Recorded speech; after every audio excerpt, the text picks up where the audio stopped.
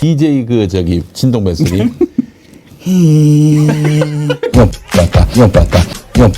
지금부터 반드시 윤석열을 퇴진시켜야 돼. 저는 이제 더 이상은 그냥 지켜볼 수만 없다고 판단했습니다. 닥쳐 이 병신 새끼야. 뭐라도 해야 되겠다고 생각했습니다. 하지마 이 개새끼야. 거대 야당의 의회 독재에 맞서 대한민국의 자유민주주의와 헌정 질서를 지키려 했던 것입니다. 부정. 부정.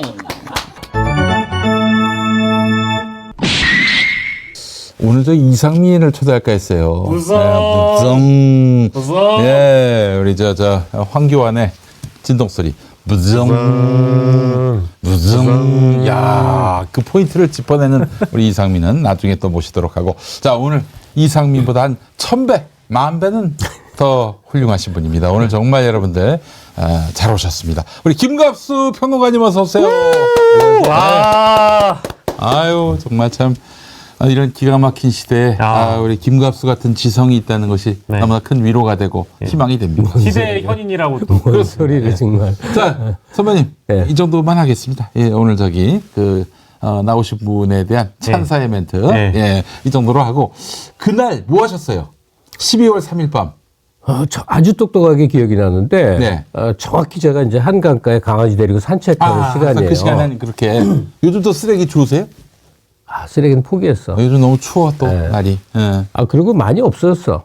쓰레기가 많이 떠들었더니 구청장이나 이런 사람들이 예. 그 좀 들어갔는지 훨씬 나아졌어요. 예. 자, 근데 그래서, 어쨌든 어느 지점을 통과하는데 이제 뭐 카톡이 왔어요. 네. 뚝 보니까 네. 처음에는 카톡 문자 보고 누군지 모르겠어. 네. 근데 옛날에 약간 야릇했던 여자야, 잊어먹었던 아주 이게 이제 농담이 아니고 예. 실화야. 그러니까 아주 오래전에 내가 하던 프로의 작가였는데 호감은 있으나 왜 그럴 수 없는 그렇지, 그런 그렇지. 관계 있잖아. 예. 그리고 연락 끊어진 지는 뭐 거의 10년 가까이 됐는데 와온 거야. 그래서 예. 뚝 보니까 계엄 났어요. 그래. 예. 계엄 때렸어요. 그래서 뭔 소리야. 누구나 그렇잖아. 아니, 계엄 소리. 그럼요. 뭔 소리야 그랬다고. 예. 그래서 이제 몇 개 이렇게 주고받다가 이제 그다음부터 내가 나이가 60이 넘은 사람인데 계엄이 뭔지를 온몸으로 알잖아. 그렇죠. 우리는 모르는데. 그럼 우리 김갑수 선배님이 알고 있는 계엄은 뭡니까? 일단은 예비검색으로 와장창 이제 1차, 2차, 3차로 집어넣거든요. 그 마음에 안 드는 놈들, 정권에게 굉장히 불편한 얘기하는 놈들 다 잡아다가 그러니까 계엄과 동시에 이제 뭐 한 1, 2천 명은 바로 이제 잡아서 네. 잡아가면 일단 갈비뼈 부러뜨리는 거거든요. 일단 옷을 다 벗기고. 뭐 여러 형태가 있는데 네. 그로부터 며칠에 걸쳐 예비검색이 이루어지는데 그렇게 예. 다 튀지. 예. 온 사방으로 튀는데 이제 제일 무서운 거는 그때까지도 시민들이 이제 만약에 시위에 나온다고 하면 이거 발포하거든. 네. 그러니까 예상되는, 그러니까 너무나 갑자기 정신이 하나도 없는 건데 집이 너무 멀어. 거기 있는 위치가. 그러니까 이렇게 강아지 데리고 내가 뛰고 강아지가 뒤로 따라오는 데가 되는데 정신이 하나도 없고 아득한데 빨리 들어가서 이 핸드폰으로 이제 눈도 어리어리하고 빨리 이제 네. 컴퓨터로 이게 이것저것 해봐야 되겠고. 네. 근데 뭐 얼마 되지 않아서 그냥 삐삐 문자가 그냥 계속 뜨는 거예요. 네. 하여튼 그때부터 이틀인가 3일인가 1초도 안 자는 상태로 이틀인가 그러니까 40몇 시간 하여튼 안 잤어. 아니 근데 그때 뭐 계엄 해제 결의안이 통과가 됐고 윤석열이가 그걸 또 받았고 했는데 왜 못 주무세요? 그 이후에. 너무 전개가 궁금하고 그다음에 이게 이것들이 그러니까 윤석열이 해제할 때 너무 순순히 해제했더란 말이에요. 그래서 제2, 제3의 계엄이 또 나올 가능성이 있다. 그러니까 반드시 지금은 이제 이 북한과의 전쟁 관계 이거를 그게 먼저 계획이었다는 게 밝혀졌지만 우리 같은 사람이 생각하기에는 이게 실패했으면 다음엔 도발이다. 바로 이거 생각했거든. 아무리 미군이 통제를 한다 하더라도 미사일 쏜다 이제 그 각도로 생각이 안 드는 게 이상하지. 그러니까 뭔 일 벌어지는구나. 불안하시기도 했고 그죠? 무섭지. 나야 뭐 나이도 많고 죽어도 되는데. 그럼 그때는 무슨 일이 있었어요? 저희는 잘 몰라요, 사실. 저는 그때가 6살 때 일이니까 뭐 기억도 안 나죠. 아니, 그 얘기는 기니까. 예. 근데 계엄이 얼마나 무서운 상황을 만드는지는 예. 그 시절을 살아본 사람들은 톡톡히 알거든요. 네. 그러니까 계엄 발동이라는 게 생긴 순간부터 이 생내적인 공포감 있잖아요. 그냥 막 버들버들 떨리면서 예. 이제 좀 정신이 수습되면 내가 참 별 기구한 인생을 다 사는구나. 내가 어렸을 때는 예? 우리가 라오스보다 못 살았다고. 그래서 지금은 독일, 영국, 일본을 막 호영호재하면서 다니는 나라가 됐는데 이제 완전 망하는 나라까지 오는구나. 이 생각이 그냥 완전 실감으로 오니까 그 참담함. 내 인생에 어떻게 비상계엄을 2번이나. 그렇죠. 네. 그런 분들 전국 확대 많으시죠. 계엄을. 네. 아니, 근데 나는 3번이지. 예? 박정희 죽었을 때. 그렇게 또 연결되면 3번이죠. 3번째. 그러네. 아니.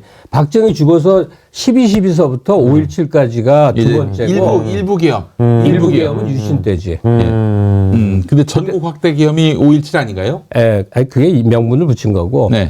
저는 중학교 때 길을 가는데 왜 사이렌 울리면서 사람들 다 피하라고 그래서 그게 네. 또 뭔가 했어. 그게 유신 계엄이었어. 유신 선포할 때 계엄이었어. 그래서 같이 가던 중학생 때였는데 애랑 야 유신이 저 계엄이 뭐냐 막 계속 그때 사전 같은 게 없으면 알 수가 없는 때였으니까 얘기하던데 하여튼 뭐 네. 어쨌든 알겠습니다.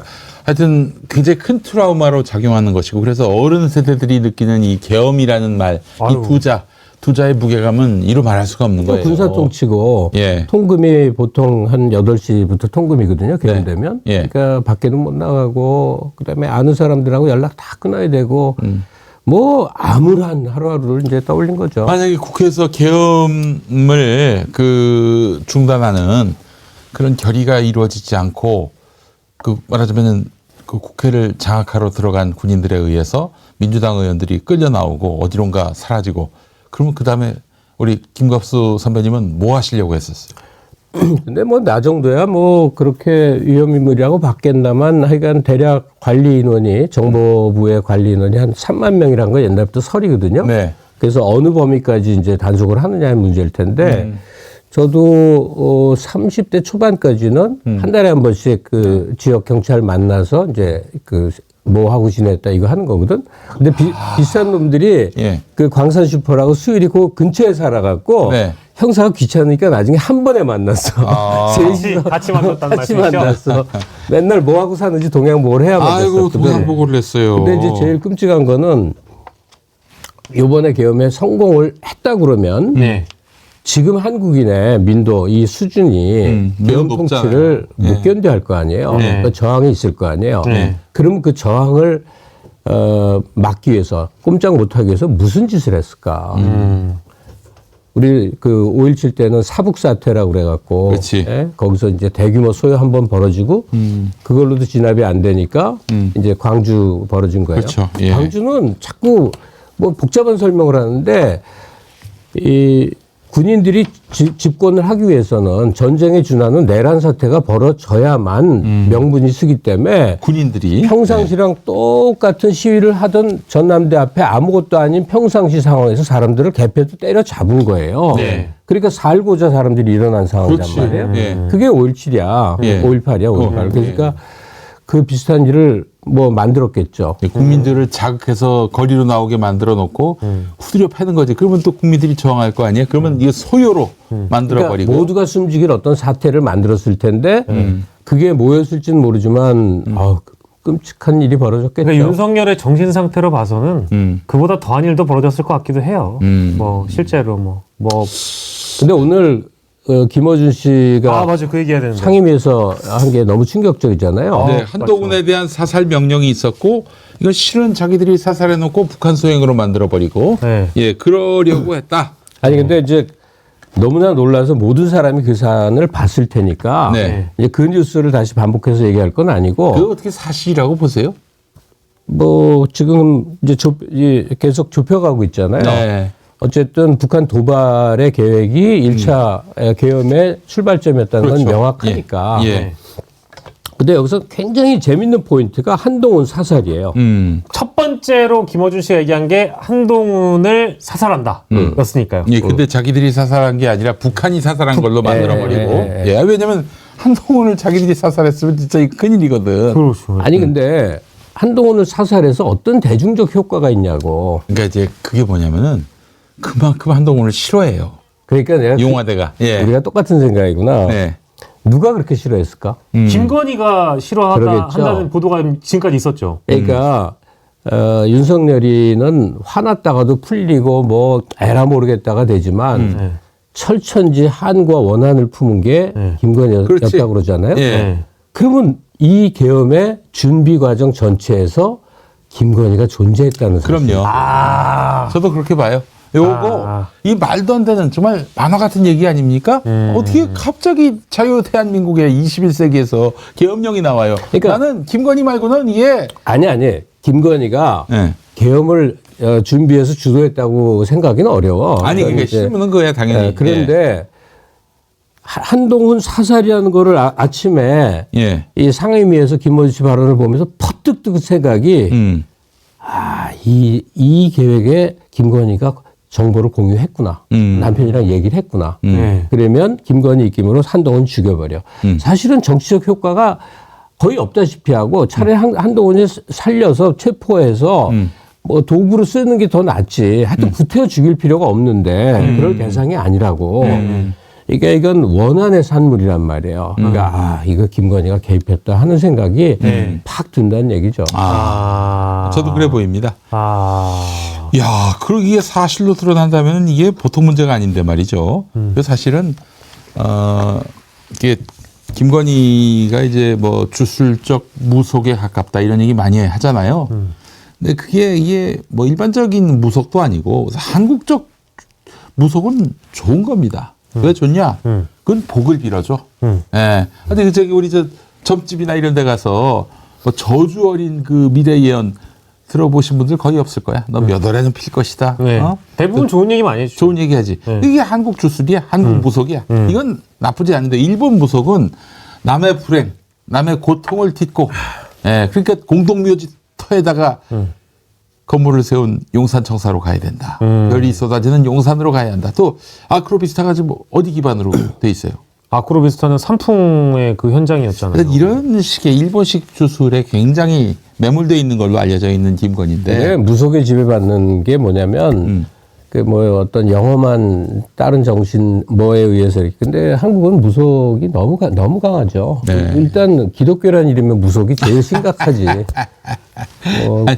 불교도 저도 절에서 1년 살아봤는데 처사로 예. 불교도 오는 신도들하고 노닥노닥 할 때 보면 다 뭐 복 빌러 온다고. 그렇지. 그러니까 예. 우린 거의 무속의 민족 같아. 이 나라 자체가 이제 샤머니즘, 이 기복주의에 기반하기 때문에 외래 그 어떤 종교가 들어와도 영험한 철학이 들어와도 다 이 기복주의하고 결탁이 돼서 이상한 껍데기만 방향으로, 바꾸는데 이상한 내용물은 방향이 돼버려. 예. 저 삼국시대까지 거슬러 올라가는 그것도 또 그 일반 샤머니즘도 아니고 도교랑 결합된 아주 한국화된 어떤 특유의 그 무속적인 게 예. 때로는 예수님도 되고 부처님도 되고 신령님도 되고 다 네. 똑같아. 근데 김건희 씨에 있어서 심각한 문제는 국가를 운영하는데 그 무속적 영험함의 그렇죠. 것을 도구로 썼다는 게 너무 희한한 거죠. 아니 예전에 그 이태원 참사 때도 말이죠. 그 뭐 이렇게 아무것도 적히지 않은 리본을 달게 한다든지, 네.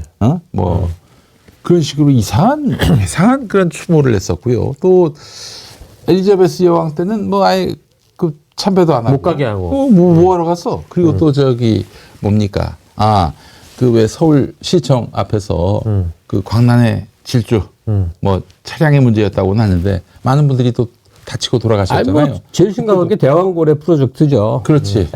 울산 앞바다 이거 나온다는 거 과학적인 탐사 시추에 의하면 이게 이제 그게 20년, 30년 가까이 옛날 전계월이라는 사람이 유명한 사람이 그 70년대. 시추 다 하는 책임자여갖고 별짓 다 해봤는데 안 나오는 건 안 나왔어요. 확인됐거든. 예. 근데 이런 거 도사가 점지해주니까 전 미쳐서 날뛰는. 아이고. 근데 요즘에는 뭘 믿고 그걸 믿는 사람이 어떤 행동을 하느냐가 이 어떤 국가 대소사와 연결되는 거라서 사실 비상계엄의 경우에도 이 내란을 누가 중간에 껴들어가지고 윤석열 망나니를 뭐 제어 내지는 뭐 관리 통제를 했냐. 그러다 보니까 이제 김건희 여사 얘기가 나오는 건데 저는 사실 어제도요. 그 대국민 담화 봤을 때 저는 그 길고 긴 담화문을 분명히 외부에 고성국 씨라든지 극우 유튜버들을 뭘 보고 많이 믿으니까 그분들이 써줬던 거를 김건희 쪽에 넘기고 김건희가 그걸 감수해서 윤석열에게 준 거 아니냐 이런 의혹들까지 나오고 있더라고요.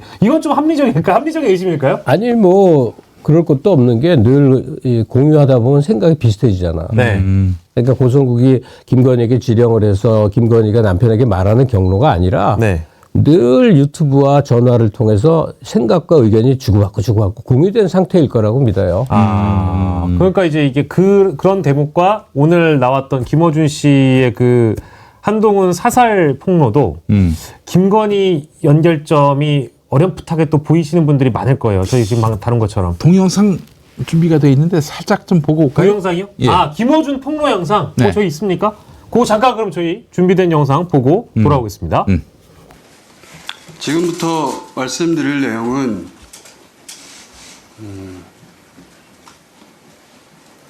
그 사실관계 전부를 다 확인한 것은 아니라고 전제하고 말씀드립니다. 감안해서 들어주십시오.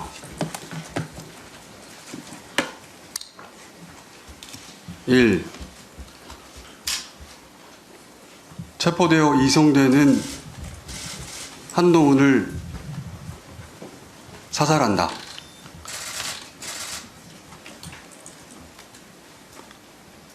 2. 조국, 양정철, 김어준 체포되어 호송되는 부대를 습격하여 구출하는 침입을 하다 도주한다. 3. 특정 장소에 북한 군복을 매립한다. 4. 일정 시점 후에 군복을 발견하고 북한의 소행으로 발표한다. 이런 거죠. 그 한마디로 얘기해서 다시 봐도 좀 그렇다. 그 이제 먼저 한동훈을 죽여요. 죽이고. 죽인 다음에 조국, 김어준, 양정철을 구하는 척하다가 버리고. 예. 그리고 그들은 도주하는데 북한 군복을 묻어버리고. 인민군복을 이제 어딘가에 드는 거죠. 그러니까 말하자면 북한이 한동훈을 죽이고 그다음에 뭐 그 종북 세력을 네. 도와주려다가 실패했다. 그래서 이제 말하자면 조국, 김어준, 양정철을 종북 세력으로 만들어 버리고 한동훈을 죽이고. 야, 이게 정말 참 무슨 어디 드라마에 나오는 그런 한 대목 같은데 이 시나리오는 누구 머리에서 나온 것일까 싶기도 합니다. 이 사실이라면. 그 넷플릭스를 많이 보는 사람이 개입했을 것 같고 너무 완전히 그 약간 영화나 소설 같지 않아요? 스토리가. 아이리스 진짜 현실감 없죠. 얘기 자체가. 그러니까 군에서 작전하는 사람들의 수준이 아닌 것 같아요. 그보다 훨씬 낮은 단계. 아주머니 머리 좀 그렇게 보여요. 근데 제일 신기한 거는 지금 미국의 정보력으로 이 전개 과정 전체를 몰랐을 리는 없단 말이에요. 이미 준비된 것도 몇 개월. 확증할 수는 없으나 어떻게 돌아갔는지 미국이 다 알았단 말이에요. 그럼 전통적으로 미국이 다른 나라를 관리하는, 직접 개입하는 나라들에 대한 방법은 둘 중에 하나예요. 하나는 직접 그냥 대사관을 통해서 직접적으로 정부에다 말을 하거나 또 하나가 이제 커럽션, 부패 시켜서 꼼짝없이 말 듣게 하거나 뭐 이런 거예요. 근데 한국은 이제 그런 제3세계 국가이기에는 국가 위상이 상당히 이제 커진 상태여서 함부로 직접 개입은 안 하려고 그런 것 같고. 그렇지. 미국이. 다만 분기점은 국회에서 시민들이었던 것 같아요. 결과, 이거 보는 거거든. 개헌 발동이 됐어. 근데 국회에 쏜살같이 1시간 반 만에 의원들이 모였고 수천 명의 시민들이 모여갖고 전광석 석화처럼 그거를 무산시켜. 미국 입장 딱 그때 정한 것 같아요. 이 미국이 계속해서 한국 민주주의의 회복력, 복원력 이런 얘기 했었잖아요. 네네네. 그러니까 미국이 지금 한국 정부에다가 야 너희들 이런 말도 안 되는 꿍꿍이 지금 버리고 있지?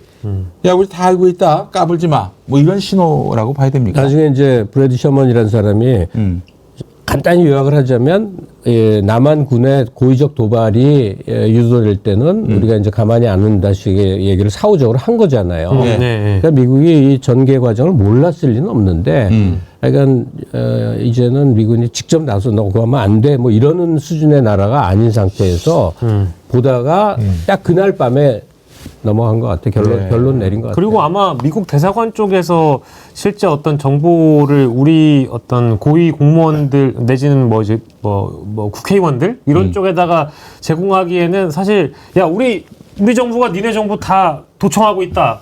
이거를 이제 얘기할 수 없는 거니까 가령 뭐 김어준 씨를 쿠션으로 해서 김병주 의원에게 이제 간다는 거를 어느 정도 생각을 하고 이제 전달을 해줬다라든지 이제 이런 뭐랄까 우회적인 과정을 통해서 전달한 거 아니냐 이제 이런 얘기들도 많이 하시더라고요.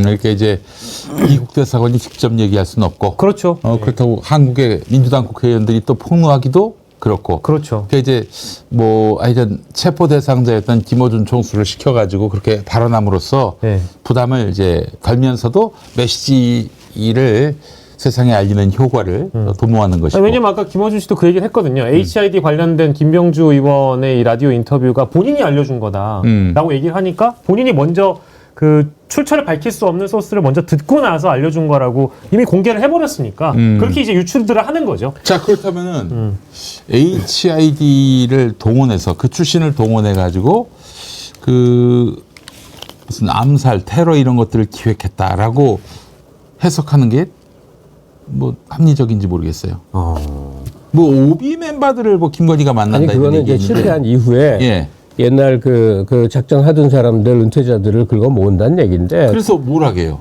그건 좀 무망한 얘기고 HID가 김병주 의원을 통해서 확인이 된 거란 말이에요. 네. HID는 체포조가 아니란 말이에요. 네. 사살조. 사살조. 그러니까 참수부대. 그러니까 이것들의 계획이 그러니까 김어준 폭로하고 전혀 별개의 장소에서 김병주라는 사성 장군이 HID 동원령을 확인한 거하고는 딱 들어맞는 일인 거죠. 그러니까 어디까지 이것들이 이제 하려고 했는가 이게 보여주니까 진짜 놀랍죠. 이거 너무 살벌한데 이 정도면은 당장 지금 치고 들어가서 체포해야 되는 거 아닌가요? 그래야 맞다고 봐요. 예. 왜냐면 지금 이제 뭐 길게 얘기할 게 없이 검찰은 빠져야 되잖아요. 네. 이것들이 능력은 더 있으니까 이것들이 이제 이 수사를 주도해 갖고 다시 한번 지네들의 이걸 다시 회복하려는 기회를 분명히 삼는다면 또 다시 아무것도 안 돼 버린단 말이에요. 그러면 중수부 국수부지. 네. 국수본. 국수본. 이제는 공조수사본부가 된? 이제 여기서 좀 용기와 책임감을 가져야지. 거기 특공대도 있고 무기도 다 있는데 그냥 우선 쳐들어가서 체포해주면 이게 사태 전개를 확 전환시킬 수도 있고 또 그만큼 경찰이 공을 세우면 새 정부 들어섰을 때 이제 그럼요. 경찰의 위상도 확연히 달라지는 건데. 자, 근데 지금 보니까 조금 주저하는 듯한 느낌이 있고요. 근데 하여튼 내일 만약에 탄핵이 이제 통과되면 바로 통과되면 하겠죠. 바로 바로 하겠죠. 바로 잡으러 간다. 야, 그럼 내일 저녁에 볼만한 그림이 연출되겠군요. 아니 어제 저는 그 경찰협의회 쪽 계신 분을 만났는데 체포영장은 미리 좀 받아뒀다가 탄핵안이 바로 가결되는 순간 그 즉시 집행을 하게끔 영장은 미리 받아둘 수 있다 뭐 이런 얘기도 하시더라고요. 받아뒀다는 얘기는 아니고. 네, 그렇죠. 받아둘 수도 있다. 예. 네. 하여간 이 경찰 위상이 정말 이번에 재구성돼야 되는 때이기 때문에 검찰은 어떻게든 정말 처절하게 밟아버리지 않으면 그렇지. 모든 상층부의 검찰이 실제 검사 출신이 아니어도 인척관계로 검사의 동생, 검사의 처형, 검사의 무슨 집안 누구 사촌 동생 그냥 거의 모세혈관처럼 모든 상층부 요직에 다 끼어 있는데 이것들을 걷어내려면 진짜 힘들다고. 그렇죠. 그럼요. 우리 일소를 해야 됩니다. 네, 그리고 지금 뭐 많은 분들이 김갑수 선생님 말씀 들으면서 굉장히 많은 궁금증과 질문들을 주시는데 아니 양정철이 왜 명단이 있냐. 그리고 만약에 저런 시나리오를 꾸민 사람들 입장에서는 조국 어차피 감옥 갈 거고, 말하면 이제 그들의 입장에서는 조국 어차피 법적으로 심판 받을 거고, 양정철 왜 껴넣는지 모르겠다. 김어준은 이해되는데 그럴 거면 이재명을 끼워 넣지 왜 저기에다가 양정철을 넣지? 이제 이런 그 질문을 해주시는 분이 계시네요. 우리 옐로우님께서 그런 질문 주셨는데, 양정철의 그 명단에 들어간 뭐 의도? 이거를 뭐 이제 김어준 씨 쪽의 의도까지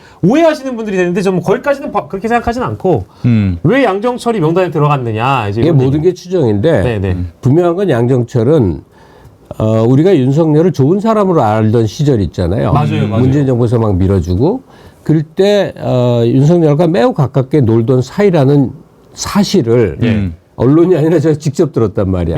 놀러 오는 집 주인하고 내가 알게 됐으니까. 그러니까 자랑을 했단 말이야. 그 방도 봤단 말이야. 놀던 방을. 저기야 저 삼청동에. 그러니까 꽤 부유한 집인데 와서 그냥 며칠씩 쉬다 가고요 뭐 했을 때 언급된 이름이니까 그거 100%예요. 친했는데 또 여러 이제 과정이 있었고 그다음에 이제 이 대통령 비서실장 기용설도 있었고 가까우면 어떤 일이 벌어지죠? 가장 원한이 쌓일 가능성도 있지. 그렇지.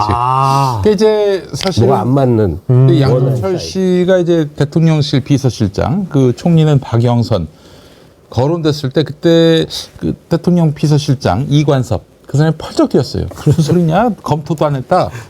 근데 알고 봤더니 이관섭은 뭐 아무것도 아니었고 또 실제로 윤석열 쪽에서는 그 V1 쪽에서는 그 고려가 안 됐었는데 그 V0 쪽에서는 이미 양정철 검토를 비서실장 한 거죠. 검토가 진행되었던 그러니까 거야. 이 명단을 보면 이게 절대로 정치적 명단이 아니란 말이에요. 한 정치 세력이 쿠데타를 해서 반대 세력을 제압하려면 이 명단이 아니었다고. 근데 되게 이상한 거야.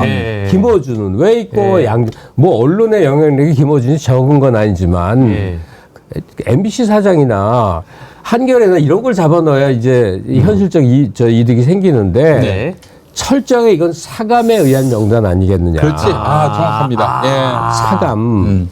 그렇다면 사감은 윤, 김 두 부부의 사감이 뽕짝이 돼 있는 명단 아니겠느냐.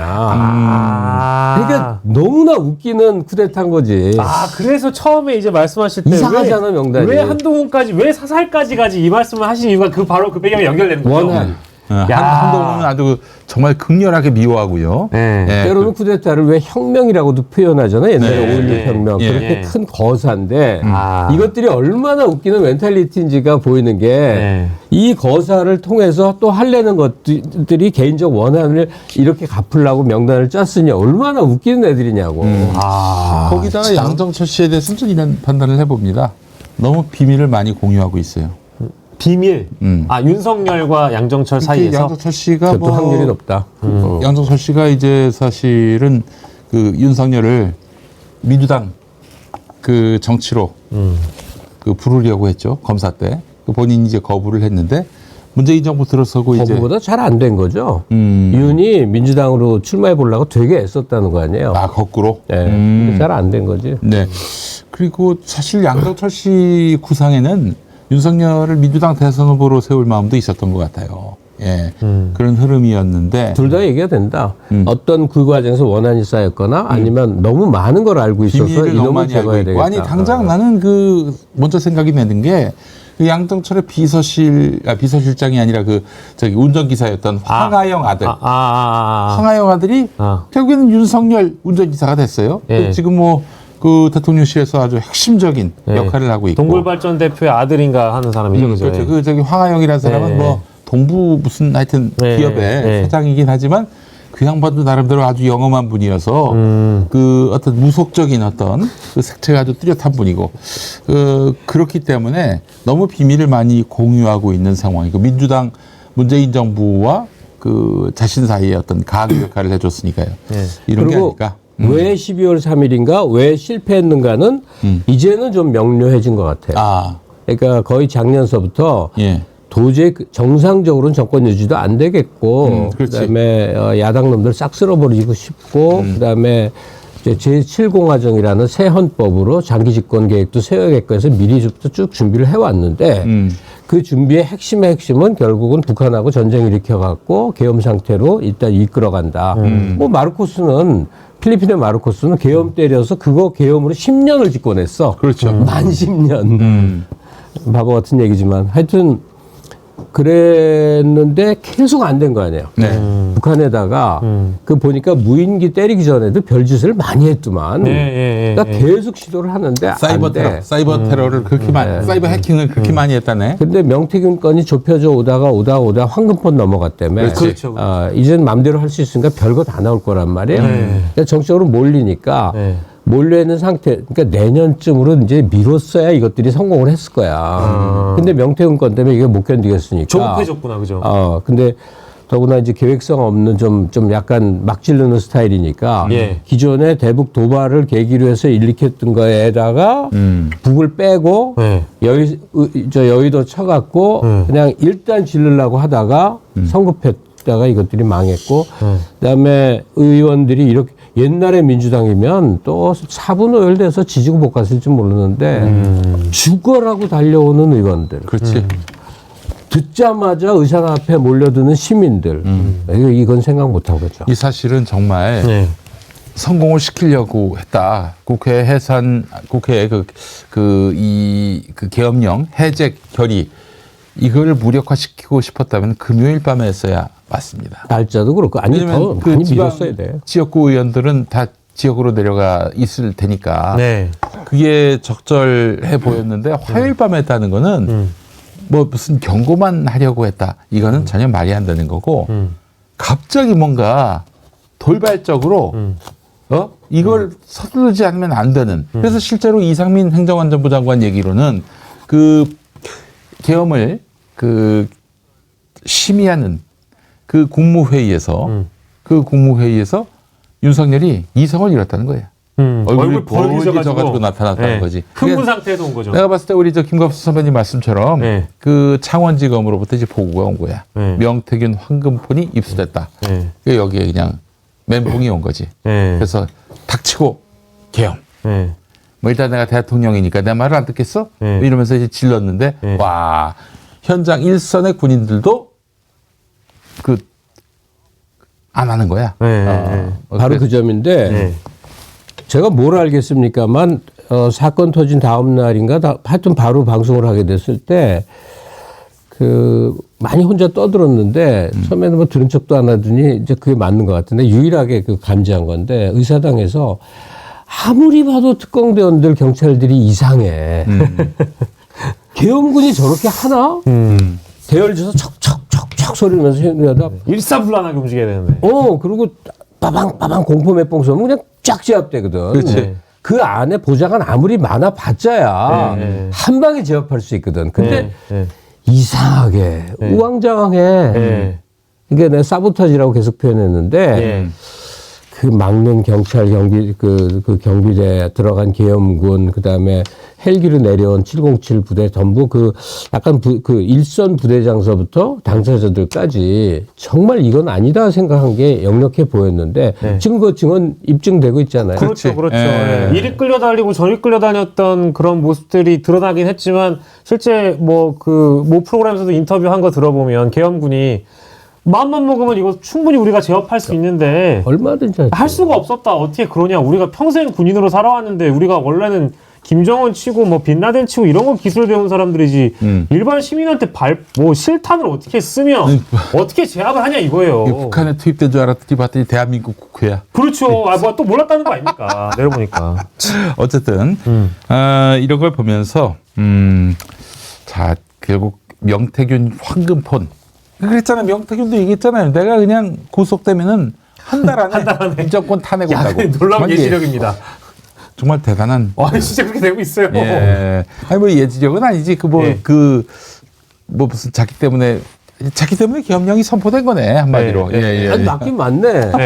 명태균이 그러니까 기이하게 희한하게 맞는 소리를 많이 하는 거예요. 그래요. 명태균이 나라를 구했다. 뭐 그렇게 봐야 될지 모르겠습니다만은. 자. 그 윤석열의 어제 그 담화문 보시면서 윤석열의 심리 상태를 어떻게 분석하세요, 선배님? 그러니까 진짜 장황하게 말할 필요 없어요. 진짜 미친 놈이구나. 미쳤구나. 근데 그런 놈이 대통령인 게 정말 세계 역사에 정말 길이 빛날 희한한 일을 우리가 겪는 거예요. 좋습니다. 근데 자기 미친놈 인증하려고 어제 그 담화를 발표하지는 않았을 거란 말이죠. 나름대로 어떤 확신이 있고 이렇게 나가야 한다라는 어떤 소신이 있어서 그 카메라 앞에 섰을 텐데, 아니 그 옆에서 정무적으로 누가 코치해 주는 사람, 이런 식으로 하면 아무의 말도 안 당신은 나는 조선일보하고 국민의힘도 등 돌린다, 이렇게 얘기할 만한 사람이 주변에 아무도 없었던 겁니까? 말을 할 수 없겠죠. 아니 60 넘고 일생 술 마시고 그다음에 대화 안 통하는 사람 안 만나봤어요? 아예 이게 의사소통 안 되는 사람들이 있다니까. 예. 윤이 딱 그런 사람인 거지. 어떤 말도 안 먹히고 어떤 설득도 듣지 않고 뭐 그런데 쥐새끼처럼 생존의 본능만 강해. 그 대화 안 통하는 한 64세, 5세의 노인인데 네. 돈 문제라면 기가 막히게 탁탁탁 판단해서 네. 그러니까 자기 생존의 본능. 그러니까 윤 같은 거는 권력적으로 자기를 추스려서 살아남고 누구를 쳐내고 이거가 남는 거지. 수사, 이른바 사법, 이 논리에 있어서는 거의 동물적 감각을 갖고 있는 거지. 다만 그 사람의 맹점은 네. 나는 죄를 저질러도 법을 어겨도 네. 문제가 없다. 너희는 법 지켜야 돼. 죄 지으면 나한테 죽어. 이거 아닙니까? 아, 지금 예. 이런 말씀하시니까 지금 자꾸 고모스 생각이 나네요. 나는 그 윤기중 씨가 왜 고모스를 들 수밖에 없었는지를 제가 어제 담화문 보고 느꼈다니까. 이거 안 되겠구나, 이거 진짜. 예. 우리 김갑수 선배님은 윤석열이 김건희한테 가스라이팅 당하고 있다, 이런 생각은 안 드십니까? 아니 그러니까 예. 그거야 뭐 모든 사람이 지금 그렇게 생각하잖아요. 그러니까 정신적 의존도가 정말 근데 둘이 왜 막 던지고 뭐 어쩐다, 뭔다. 내가 누구한테 들었는데 윤이 그 결혼 총각 그 네. 검사들이 있는데 네. 아, 이 년 여기저기 붙어먹던 년이야. 아, 씨발년이야. 이랬대. 그 김건희에 대해서. 김건희를 소개하면서 여기도 붙어먹고 저기도 붙어먹던 놈이야. 그러니까 그 관계 아세요? 근데 어떻게 가스라이팅이 되고 어떻게 의존하지?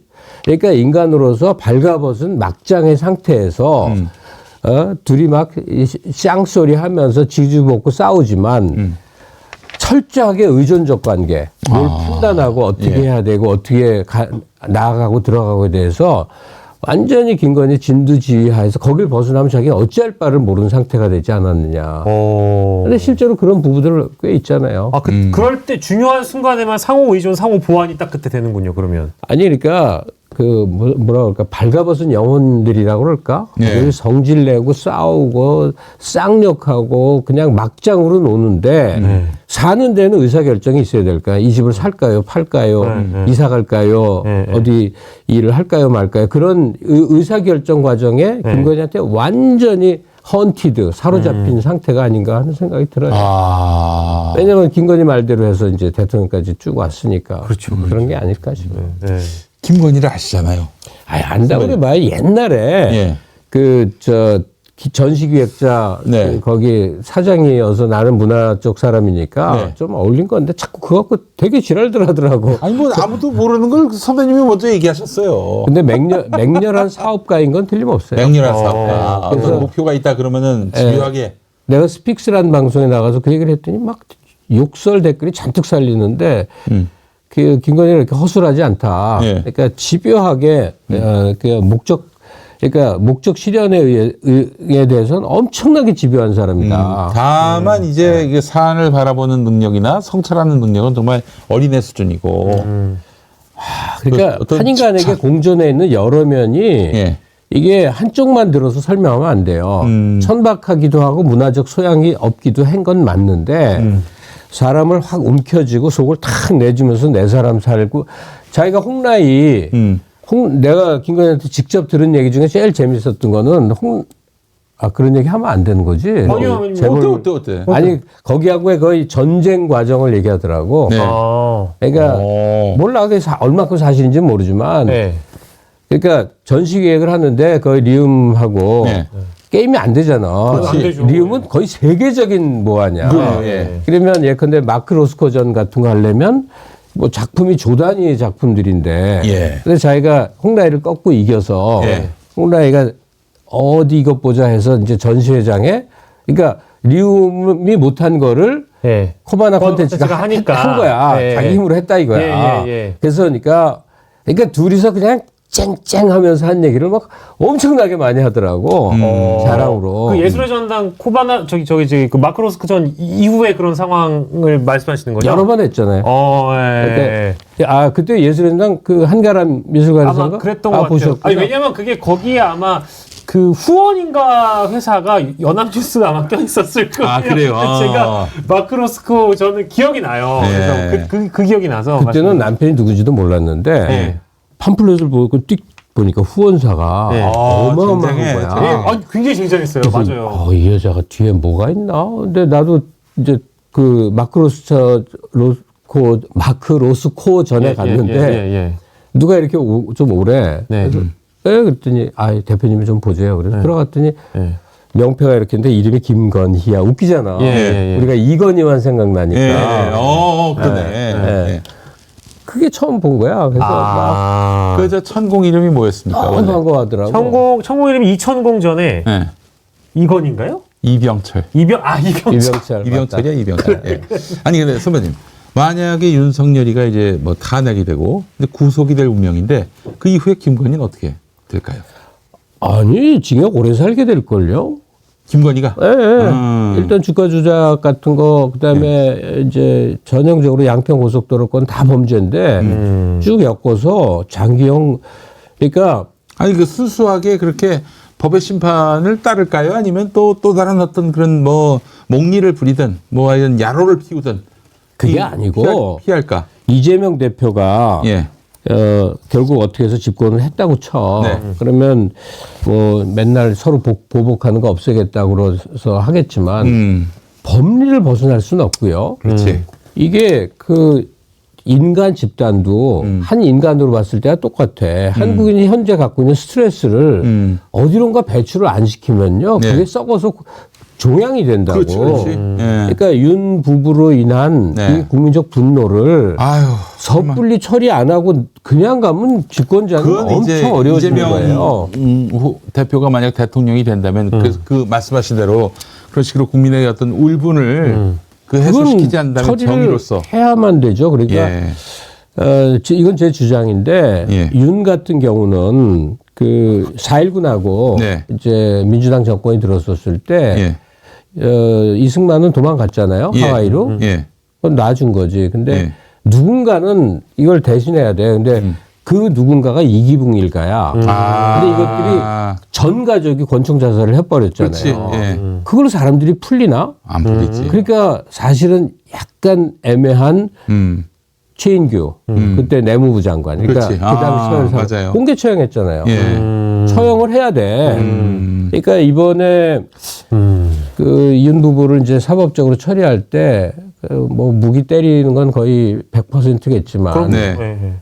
다 그잖아. 이건 뭐 정권 바뀌면 사면할 거야 이 생각을 하잖아요. 네. 그러니까 이 경우는 처형을 해야 된다고 생각을 해요. 엄청 최고형으로. 그러니까 딴 게 아니고 내란죄와 군사반란죄가 두 가지가 있다네요. 그러니까 박은정 의원이 얘기하는 거야. 근데 적용을 군 통수권자니까 군사반란죄를 적용을 하면 단 하나의 이 사법적 처리만 있대. 단 사형밖에 하나. 없죠. 예. 그렇지. 총살이라고 써있대. 총살.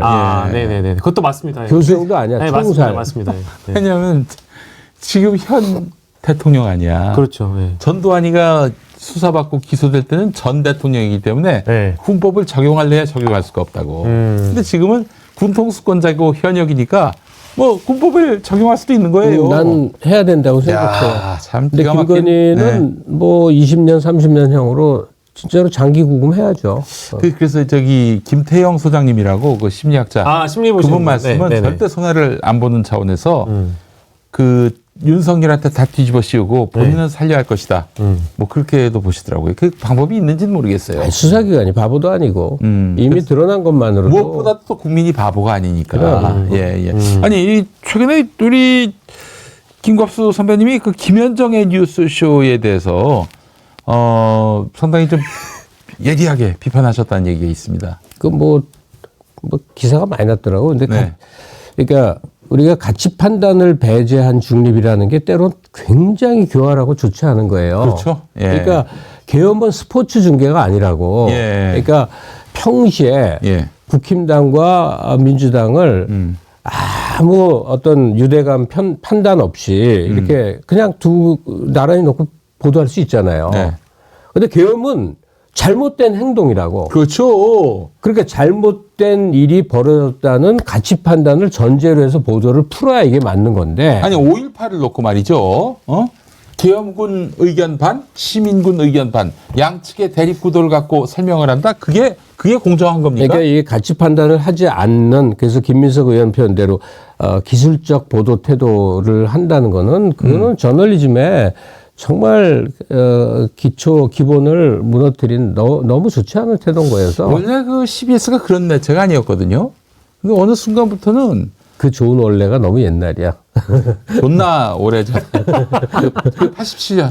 옛날에는 87년에 우리 박영식 앵커는 뭐 하셨나? 저는 5살이었습니다. 5살이었어요. 기억나겠습니다. CBS가 민주화의 성지 중에 하나였어. 그럼요. 기독교 회관이라고 종로가. 그래갖고. 기자들이 실제 교육 받을 때 CBS 기자들이 그거를 굉장히 어떤 사명감 같이 갖고 살죠. 그 이제 대표적인 인물이 변상욱 기자인데 아이, 그럼요, 82년에 이제 CBS 입사하셨어요. 원래 이제 MBC 기자를 하려고 그랬나 그랬을 거예요. 그때 CBS 들어갔는데 들어갔더니 세상에 뉴스도 안 되고 광고도 없는 미래가 불투명한 방송이었다고. 근데 하여튼 이 안에서 열심히 하여간 그 전두환 시대에 바른 말을 전한다고 그래서 기독교 목사가 진행하는 뭐 토론 프로 네. 이런 걸 그 전화로 시청자들이 의견 보내는 건데 막 네. 거기서 막 전두환을 네. 비난하는 전화도 오고 네, 네. 전두환 정권은 곧 종말을 맞을 것이다 이런 얘기를 해가지고 그러니까 우리가 나도 CBS에서 2000년대 초반에 한 3년 반 정도 네. 그 아름다운 당신에게 맞아요. CBS 음악 FM. 진행했었어요. 네. 그거 프로 할 때가 내 인생의 화양 연화였어. 뭐 아주머니들 팬클럽까지 만들어져 갖고 글쎄 말이야. 밀림의 왕자처럼 지냈던 적이 있어. 네. 네. 근데 기독교가 특히 대형교회 중심으로 전반적으로 이제 완전히 한국 사회 기득권 세력으로 부패했잖아요. 기독교도 그걸 따라간 거야. 기독교 방송도. 이제 좀 더 그 CBS의 맥락을 좀 풀어보자면은 이게 할 얘기인지는 모르겠지만은 이 시간을 빌어서 할 얘기일지는 모르겠지만 CBS가 원래는 광고가 많았어요. 2000년대 초반까지는. 그러니까 방송사 운영이 라디오 광고비로 네. 충분했기 때문에 교회의 손을 벌릴 일이 없었어. 네. 그런데 이제 라디오 매체가 갈수록 이제 어떤 시청자 수가 청취자 수가 줄고 그 모수가 줄어든 가운데서 뭐 청취율이 잘 나오는데 무슨 의미가 있겠어요. 그런 와중에 결국에는 수익이 크게 떨어지고 그래서 결국 대형 교회에 헌금 달라고 손 벌리면서 대형 교회 눈치를 안 볼 수가 없어요. 지금도 CBS TV에서는 그 목사님의 설교 방송이 나오죠. 100% 설교, 돈 받고 하는 설교 나오고 아. 있고. 그래서 사실 대형 교회의 어떤 그 목소리 또 그들이 생각하는 바하고 반대되는 방향으로 가기 어렵고 그것도 또 그나마 있는 광고도 또 대기업들 자본가들의 광고 아니겠습니까? 당연히 논조가 이상해지지. 그 그래그래님이 그 목사님 여의도 순복음교회 이번 주 토요일 집회하게 화장실 개방하게 조용기한테 좀 말씀해달라고 하시죠. 조용기 돌아가셨어. 그게 참 재밌는 이야기가 조용기 죽었을 때, 조용기 목사 돌아가셨을 때 윤석열이가 조문하러 갔거든 후보 시절에. 그때 목사들 8명이 달려들어가지고 안수기도를 해줬네. 안수기도 해달라고도 안 했는데 자기들이 이제 보수 진영의 대표 주자로서 달려가가지고 안수기도를 해줬어요. 김장원 목사도 그 중에 한 명이었고. 아, 그래서 김장원 목사도. 그때 그 안수했던 사람들 목사들 8명 지금 저희가 날마다 평화나무가 그 목사들한테 연락을 합니다. 지금도 같은 생각이냐. 계속 물어봐 계속. 4번째 물어봤는데 답장은 안 오죠? 답장 딱 하나 왔어요. 여의도 순복음교회에서 답장이 왔습니다. 뭐라고 답장이 왔느냐. 답변 안 하겠음. 아니 그러니까 김현정 씨를 모르지도 않고 뭐 제가 김현정 씨하고 방송한 적도 있고 그런데 나도 몇 번 출연했었어. CBS가 갖는 이런 한계를 그러니까 결국 CBS는 말이죠. 조국 사태 때부터 시작해가지고 오늘에 이르기까지 아주 정말 기분 나쁜 지저분한 중립을 추구하고 있어요. 그게 과연 정의인가? CBS 1980년대 종로 5가 시절에 그 CBS의 정치를 이어받고 있는 것인가? 그 내부에서 좀 맹성을 할 필요가 있고 또 김현정 씨가 CBS 내에서는 뭐 대단한 권력자구만. 그렇습니까? 김현정이 결정하는 것 아니고서는 뭐 예, 권위가 없다. 뭐 이런 얘기가 나올 정도로. 근데 이번에만 그 김갑수 선생님이 이 지적을 하신 게 아니고 일전에도 여러 차례 한번 말씀하셔가지고 사실은 그 뭐 법적인 이슈가 있었다고 제가 들었습니다. 그래갖고 최욱이 네. 최욱이 매불쇼에서 얘기한 거니까. 네, 알죠. 그걸 꼬리 내려서 다 이제 잘 정리가 됐습니까? 편집하고 막. 다행입니다. 뭐 내가 관여할 수는 없으니까. 예. 근데 그 방송 프로그램에 대해서 지적들을 하기가 참 어려운 게 예. 언젠가 거기 출연할지도 모르고. 그렇죠. 뭐 관계들을 잘 맺어야 되잖아요. 예, 그러니까 예. 딱 나 같은 사람이 맺기 좋은 거야.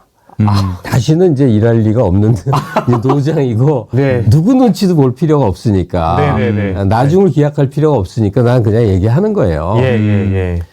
자, 근데 오늘 내가 좋아하는 용민 씨가 오래니까 왔지만 하고 싶은 얘기는 있을 거 아니에요. 네네. 기회를 못 잡고 있어 지금. 네. 내가 하고 싶은 얘기. 저기 사실 이 얘기로 해서 그쪽으로 가려고 그랬습니다. 선배님. 지금 빌드업입니다. 빌드업. 빌드업. 조국 사태 이후로 아까 조금 얘기 했잖아요. CBS가 좀 이상해졌다. 아니, 그 얘기가 아니라 하고 싶은 얘기가 있다니까. 뭐예요, 선배님? 그러니까 지금 다 정신이 없잖아요. 네. 정신이 없는데 더 정신없는 일이 있으니까 사실 관심들을 안 갖는데 네. 나는 이번에 조국 판결에 너무 충격을 받았어요. 이게 네. 정말 중요한 일이거든. 조국 판결. 예. 예. 그러니까 조국 대표를 지지하건 말건 그건 상관없는 일이야. 네. 우리가 조국이 이 검찰한테 법망에 걸려둔 기소 내용을 다 알잖아요. 진짜 말도 안 되잖아. 장학금을 받았다고? 아니, 그 대학 교수의 딸이 장학금을 받았다고 그걸 뇌물로 얘기해버리면 국힘당은 다 뭐 걸릴 거야. 소멸입니다. 예. 이재명 대표가 경기지사인데 관용차 몰았다고 관용차에다가 6천만 원 그렇지. 매겨서 예. 부정수. 그러니까 말이 안 되잖아. 예. 이게 뭐 어제 오늘 하루 이틀도 아니고 검사들이 지네 눈에 죽이고 싶은 놈의 마음대로 죽이는 그런 건데 그 중에도 특별히 조국 건은 이재명과 더불어 정확히 뭐야? 윤석열이라는 검사의 정치적 야심을 달성하기 위한 과정으로 쓰여진 그렇지. 도구여서 희생 재물이었지. 이것은 정치 재판이었어. 그래. 예. 근데 윤석열 치하에서는 그 부당한 일도 꼼짝없이 당했어. 예. 근데 지금 보세요. 내란 수괴가 돼 있잖아. 네. 그러면 대법원에 앉아있는 들 있잖아. 판사라고 하고 대법관이라고 하는 그 들 있잖아. 네. 얘들은 뇌가 존재하지 않나? 아니면 그냥 외계인인가? 이들이 검사로 인해서 귀소돼서 재판정에 온 지금까지의 과정의 사회적 맥락을 모르나? 알지만 보려 하지 않을 것 같아요. 들은 아니, 그러면 뭘 했어야 되냐고.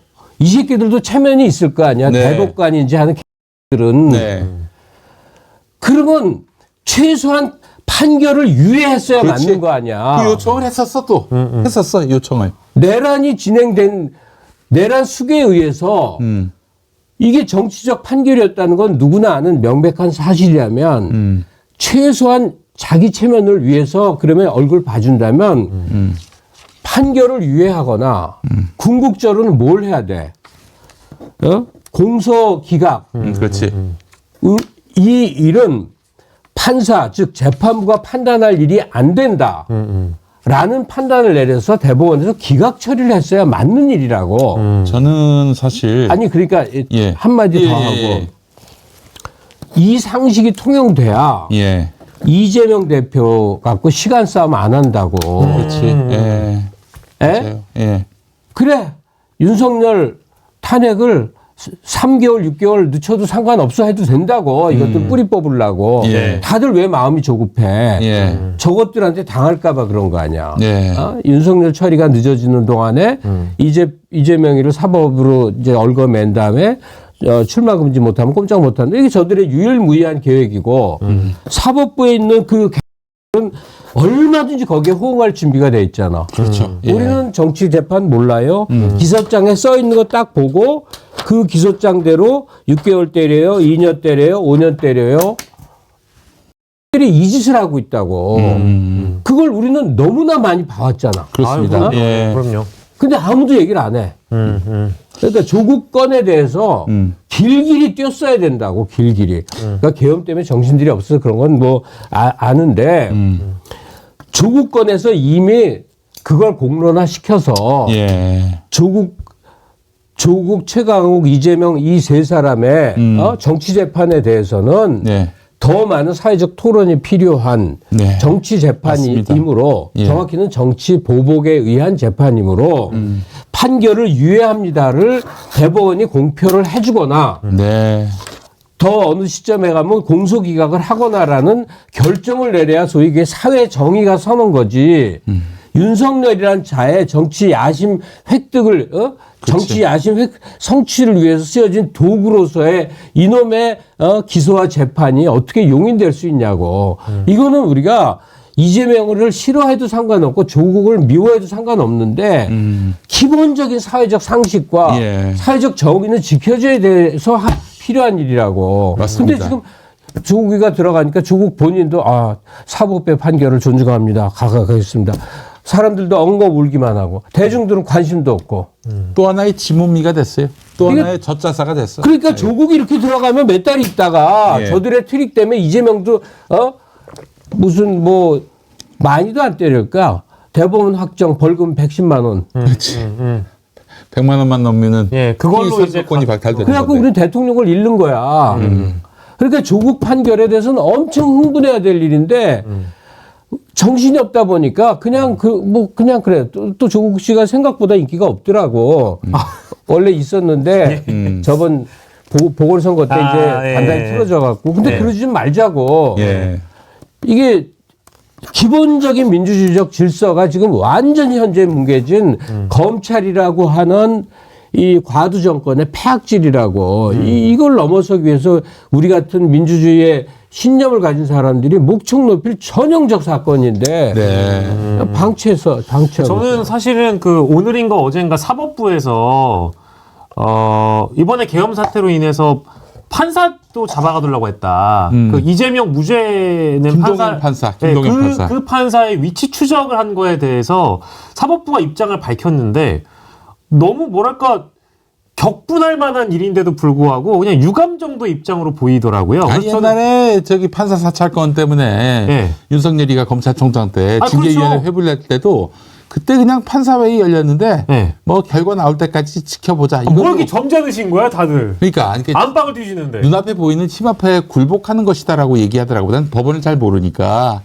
판사들이 그렇다고 하는데 정말 이번 판결은 너무 사실 사법부가 이제는 국민들과 함께 각성을 해서 이 검찰이 집어삼킨 한국 정치에 대해서 성찰을 하고 새로운 대안을 내놓지 않을까 하는 기대를 했는데 그 기대가 너무 컸어요. 예, 무망했고. 아니 예. 근데 그래도 저희 구독자분들은 굉장히 지금 김갑 선생님 하시는 말씀에 전적으로 100% 동의하신다면서 우리 김성인 님이나 최정은 님이나 빗소리 님이나 이재훈 님이나 뻥 뚫리는 말씀 해주신다고. 사실은 유튜브에서도 조차 얘기 많이 안 하더라고요. 관심이 없는 거야. 맞아, 얘기 많이 안 했어요. 왜냐면 그다지 안 좋아하거든. 근데 이 조국 쳐내면 다음에 이재명이다. 이재명만 달리 취급해달래? 안 되는 거야. 그래서 꼼짝 못 하는 거예요. 그러면 뭐 사법부의 판단을 존중합니다 해서 120만 원 벌금 먹고 대통령 못 나오고 그러면 대안이 누구지? 이러고 있을래? 이건 아니잖아요. 이거는. 적어도 사법부보다 위에 있는 단 하나의 게 뭐야? 국민이죠, 국민들의 국민. 선택이야. 네, 그렇습니다. 예. 그러면 대선급의 인물에 대해서 굉장히 공방이 많은 그 논란이 되는 정치적 사건에 대해서는 네. 이거는 선거라는 국민적 심판을 받아서 해결을 할 일이지 사법부에 앉아있는 그 판사들 대법관들이 그 임의로 판단할 일이 아니라고. 왜냐하면 법 적용이 너무 웃기는 게 많잖아. 네, 예? 네. 그러니까 무슨 김건희가 300만 원은 아무 일도 아니고 조국 딸 200만 원 뇌물은 징역 뭐 2년거리가 되고 말이 안 되잖아. 그러니까 하여튼 이 정치재판에 대해서는 국민이 선거를 통해서 심판하게끔 기회를 만들어야 돼. 그게 바로 미국 아니었어. 네. 트럼프가 열 몇 개의 범죄 혐의가 있는데 네. 선거를 통해서 국민이 판단해라 해갖고 사법부가 판단하지 않았다고. 그렇죠. 네. 그 이제 그래서 하는 얘기가 이제 이재명 대표 그 한성진 판사에 의해서 네. 유죄 판결 났을 때 제가 그때 한 얘기인데 좀 그 시기가 좀 굉장히 좀 안 좋죠. 그렇지만 할 말은 해야 됩니다. 아니 근데 잠깐만요. 이 얘기를 민주당이 못 해요. 왜 그러겠어? 당사자니까 나봐달라고 정의롭게 주장하는 거냐라고 방금 비웃음사잖아요. 그렇죠. 네. 그러니까 우리 같은 사람들이 해야 돼요. 우군들이. 예, 맞습니다. 유튜브 매체에서 나오는 사람들이 이 사법부 맹성을 촉구한다. 검찰이 부당한 정치적 야심으로 기소한 이 정치 사건 더구나 조국 이재명쯤 되면 다 대통령이 될 급수의 정치인들에 대해서 예. 이렇게 임의적 판단해서 안 된다. 기소를 유예하고 선거를 통해서 판단을 해달라. 이 주장을 목청 높여서 좀 뭔가 여론에 압박을 해줘야 나중에 민주당도 그걸 법제화하든 어떻게 해서든 의회에서 풀어내죠. 선거법에서 그 예를 들면 당선 무효 이걸 네. 없애자. 네. 그리고 피선거권 제한 없애자. 아울러 그 천문학적 배상액 없애자. 이 세 개만 이렇게 관철이 되면은 더 이상 검찰이 법원이 국민 주권주의 머리 위에 앉을 이유가 전혀 없을 것이다. 네. 그러니까 만약에 진짜 뭔 범죄가 있다 그러면은 공보에다 싣도록 하고 뭐 판결이 나왔다 그 공보에다 싣도록 하고요. 네. 지금 하듯이 예. 뭐 전과가 있는지 없는지 그거 다 공보에 나오잖아요. 그렇게 해서 이건 문재인 시민들이 정부 알아서 걸리도록. 내가 문통을 자꾸 비난하니까들 너무 반대 공격을 받는데 문통 때 출마 제한 뭐 5대 원칙 음주 안 되고 뭐 안 되고 그런 거 있잖아요. 네, 맞습니다. 근데 맞습니다. 여러분 정치라는 영역은 뭐냐면 기존 룰을 창조적으로 깨는 과정이에요. 그러니까 해외 보면 생양아치 같은 놈이 막 그 굉장히 중요한 정책, 심지어 뭐 이상한 놈이 총리도 하고 그래. 그게 다 좋은 건 아닌데 왜 그러냐면 아무것도 하지 않은 공부 잘하는 얌전한 사람이 가장 뛰어난 정치인이 아닌 거예요. 그러니까 여러 가지 결격 조건이 하나도 안 걸린 사람들이 있거든. 네. 하나도 안 걸리는 총리도 있고 하나도 안 걸린 사람들은 하나도 안 한 거야. 이재명 정과 사범이 다 어디에서 온 거야. 인권 변호사 하다가 치고받고 하면서 생긴 거 아니에요. 그러니까 예컨대 공직자 있죠. 공무원들 예. 또는 판검사들 이런 사람들은 그 사람들의 행실을 엄격하게 따지는 공직자 윤리가 필요해. 그런 사람이래야. 근데 선출직은 훨씬 느슨해야 된다고.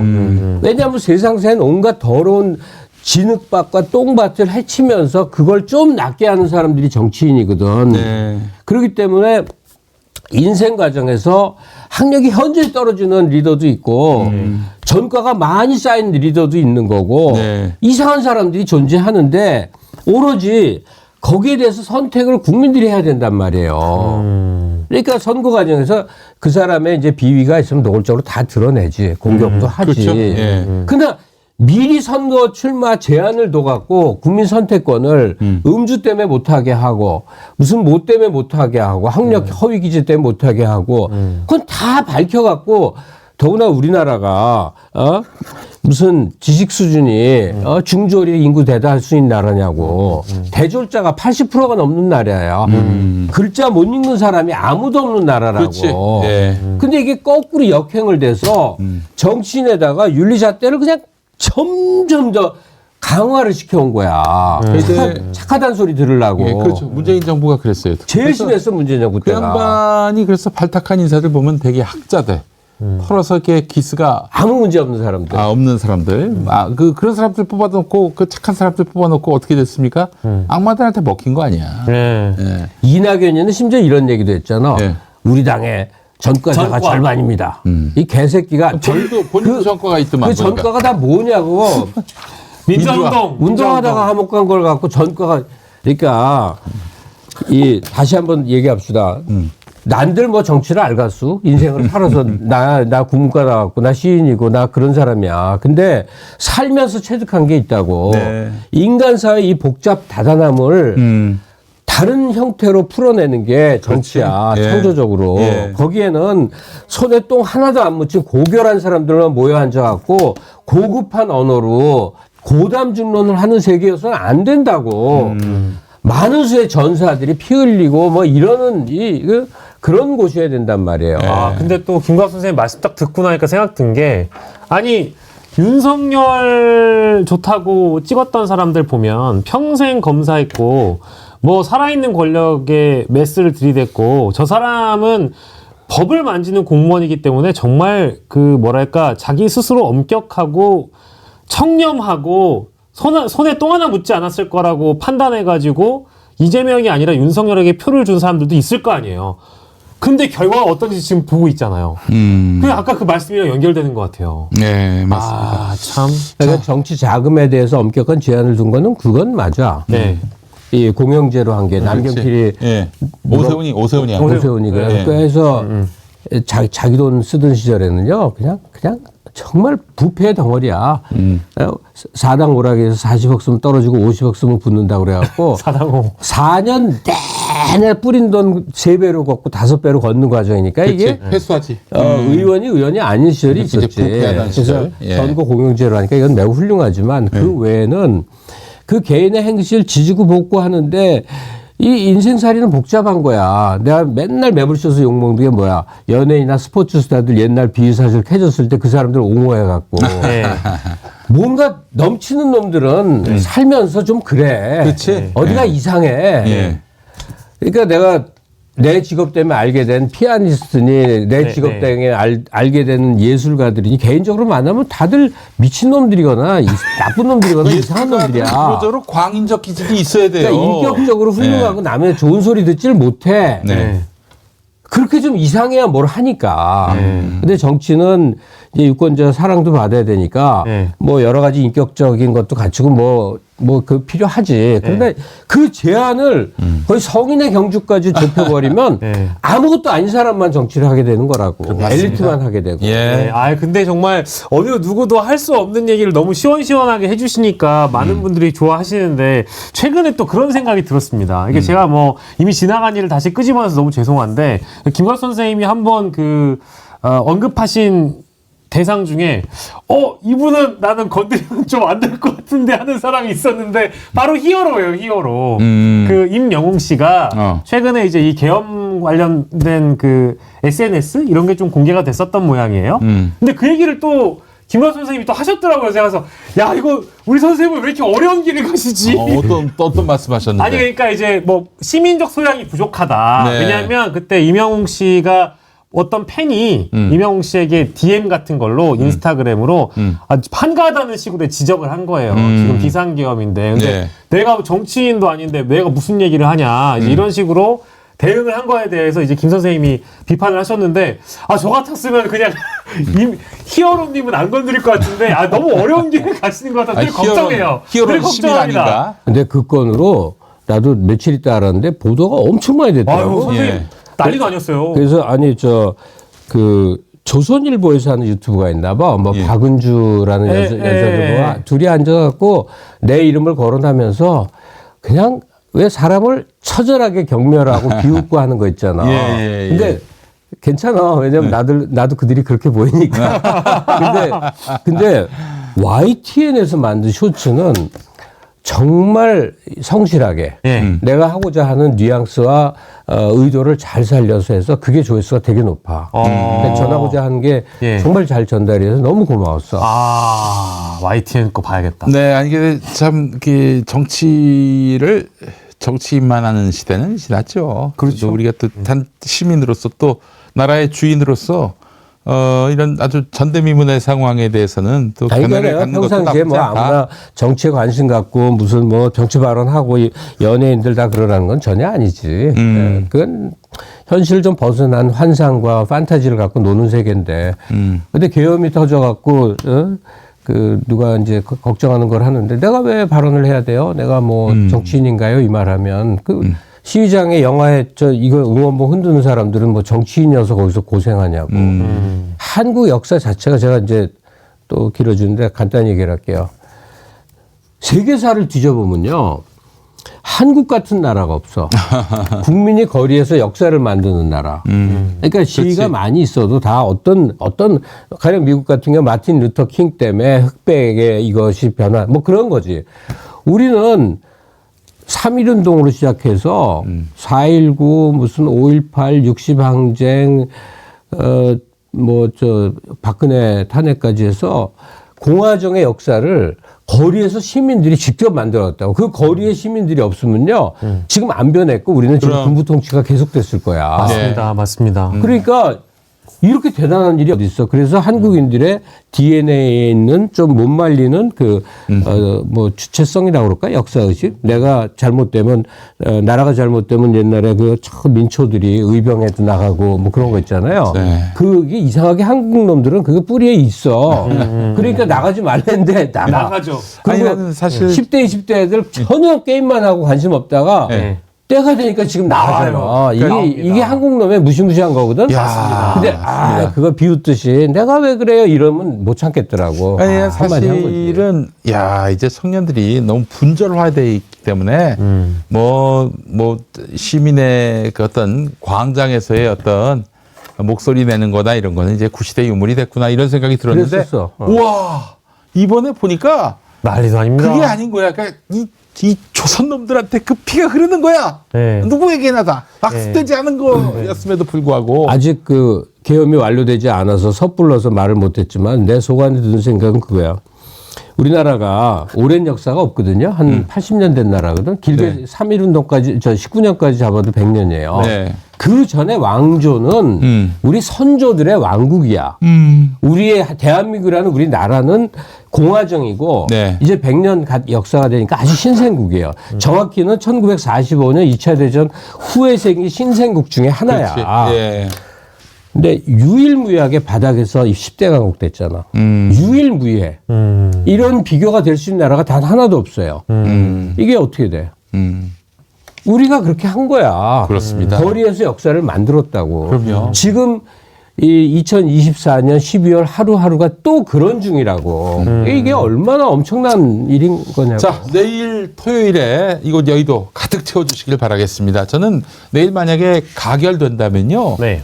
이제 외신이 우리 시민들을 포커싱 할 겁니다. 포커싱 하게 되면은 이번에 이 계엄령 저지 그리고 윤석열이라는 희대 악마를 끌어내리는 거 시민이 한 겁니다. 또 한 번 우리는 혁명을 이루게 되는 거예요. 내일 그 현장에서 만납시다. 자, 예. 여의도로 내일 다 오세요. 예. 오후 2시부터 쫙쫙 채우고요. 아니 4시로 옮겨졌대요. 5시였다가.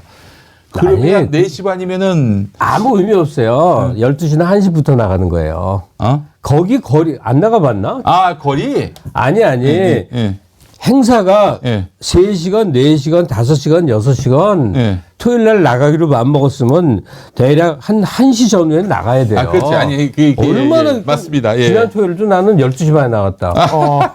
그렇게 안 나가면 아무것도 못 해요. 뭐다, 여의도. 맞아요. 너무 뒤에 있거나 보이지도 않아요. 그냥 완전히 그 인파에 갇히기 때문에 예. 그래도 이제 날씨가 또 추워지니까 저희가 끝내기 전에 광고 하나만 하도록 하겠습니다. 네. 날씨도 쌀쌀해지고 입맛도 떨어지는 요즘에 혹시나 입맛을 돋우고 싶으시다면 정어리몰 베스트 상품 순살 장어탕 여러분들 좀 많이 찾아주십시오. 이제 먹을 때가 됐어요, 이거. 예, 이제 대국 1주년 맞이 정어리몰 포토 리뷰 콘테스트 진행 중에 있고요.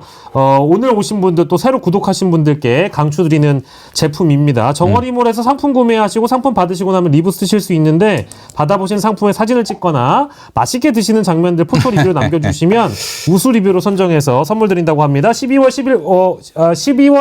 10일부터 진행하고 있는데 12월 말까지 31일까지 포토 리뷰를 써주신 분들 추천 대상자이고요. 선물도 푸짐하게 준비했습니다. 1등은 심지어 골드바 순금 한돈, 어이구. 은수저 세트, 이불 세트 다양하게 엄청나네. 준비했으니까 엄청나. 많은 분들 참여해 주시고 몸 뜨끈하게 데우시고 내일 집회에서 뵙겠습니다. 네, 알겠습니다.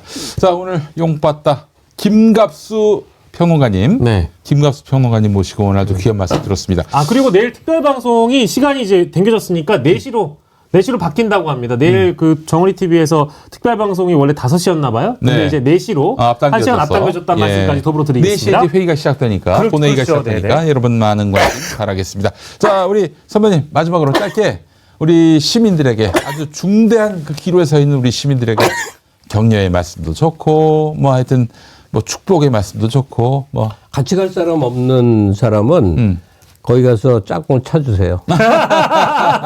최고입니다. 예, 혼자 오시는 분들도 아마 많이 계실 테니까 예, 여러분 내일 다 여의도로 오시고요. 야, 대한민국의 이런 민주 시민들이 어디 갔냐 했을 때 내일은 다 짝을 여의도에 찾으시려면 왔다. 예. 잘 꾸미고 오세요. 그리고 예. 잘 꾸미고 오셔야 될 또 다른 아니, 이유가 세계 언론이 다 비추고 있기 글쎄 때문에. 말이야. 근데 많이 봤거든 외신들. 네. 근데 우리나라 사람들 잘 입고 멋있더라. 예, 아니, 기본적으로 나오는 사람들이 간지가나요 기본적으로. 예, 예. 자, 우리나라 내일 정상 영업 할 수 있도록 모여주시고요. 우리 정말 승리의 기쁨, 축배를 드는 그런 시간 됐으면 좋겠습니다. 자, 김갑수 평론가님 감사드립니다. 네, 자, 우리 고맙습니다. 박영식 고맙습니다. 수고하신 김용민이도 고생했습니다. 여러분, 다음 주에 뵙겠습니다. 고맙습니다. 새나라에서 봬요. 새나라에서 봬요.